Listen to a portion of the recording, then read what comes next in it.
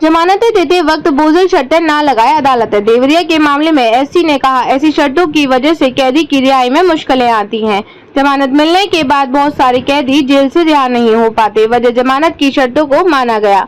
ऐसे में Allahabad high court ने अपने आदेश में कहा कि अदालतें जमानत देते वक्त बेवजह की शर्तें न लगाए। इलाहाबाद हाई कोर्ट ने कहा कि अदालतें अभियुक्त की जमानत मंजूर करते समय ऐसी बोझिल शर्तें न लगाए जिसके चलते उसकी रिहाई ही न हो सके। कोर्ट ने जमानत मंजूर होने के बाद भी 2 में से 1 प्रतिभूति परिवार के सदस्य की हो।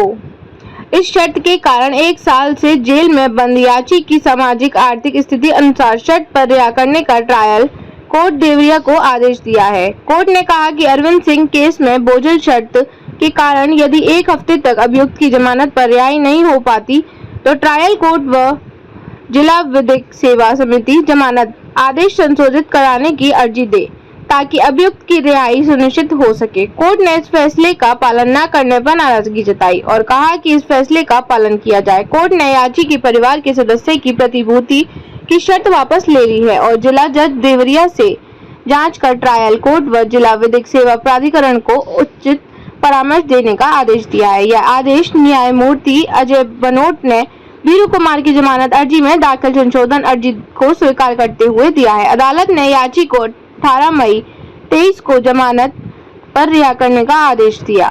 याची के परिवार का कोई भी सदस्य उत्तर प्रदेश में नहीं है, पिता विदेश में है, वे आने में असमर्थ हैं, जिससे प्रतिभूति जमा न होने के कारण वह जेल में 1 साल बंद है। इस पर कोर्ट ने अरविंद सिंह केस का हवाला दिया और कहा कि ट्रायल कोर्ट व जिला विधिक सेवा प्राधिकरण का दायित्व है कि अभियुक्त 1 हफ्ते तक रिहा नहीं होता तो आदेश संशोधित करने की अर्जी दे ताकि रिहाई हो सके।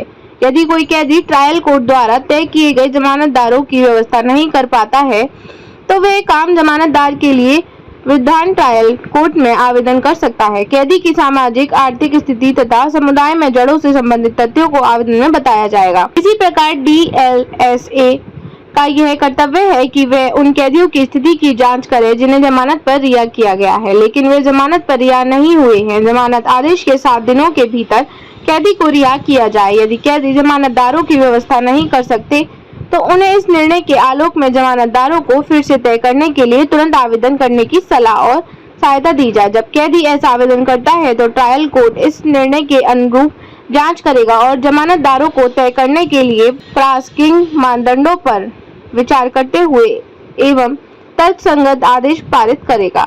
प्रति ट्रायल कोर्ट कैदी की सामाजिक आर्थिक स्थितियों और फरार होने की संभावना और समुदाय में उसकी जड़ों के बारे में खुद को संतुष्ट करने और उसके अनुरूप जमानतदारों को तय करने के लिए बाध्य है। राज्य प्राधिकरण या अन्य विश्वसनीय एजेंसियां जिन्हें अदालत निर्देश दे सकती है आवश्यक विवरण तुरंत उपलब्ध कराए। यदि कैदी किसी अन्य राज्य से है और स्थानीय जमानतदार पेश करने में असमर्थ है तो कैदी के गृह जिले या उसकी पसंद के किसी अन्य स्थान से जमानतदार जो उक्त जिले और राज्य के सक्षम क्षेत्राधिकार वाले न्यायालय और द्वारा निर्धारित किया गया हो विचारण न्यायालय द्वारा स्वीकार किए जाएंगे।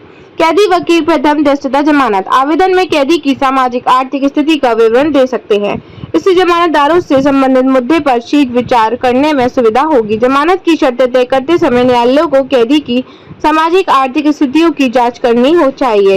इसके अलावा न्यायालयों को ऐसी शर्तें नहीं लगानी चाहिए जिन्हें कैदी अपनी अभावग्रस्त परिस्थितियों या अभाव की स्थिति के कारण पूरा न कर सके। कोर्ट ने स्पष्ट किया है कि टिप्पणियों को किसी भी न्यायिक अधिकारी के खिलाफ प्रतिकूल रूप से नहीं समझा जाएगा। इस आदेश की एक प्रति सचिव राज्य विधिक सेवा को भेजी जाएगी।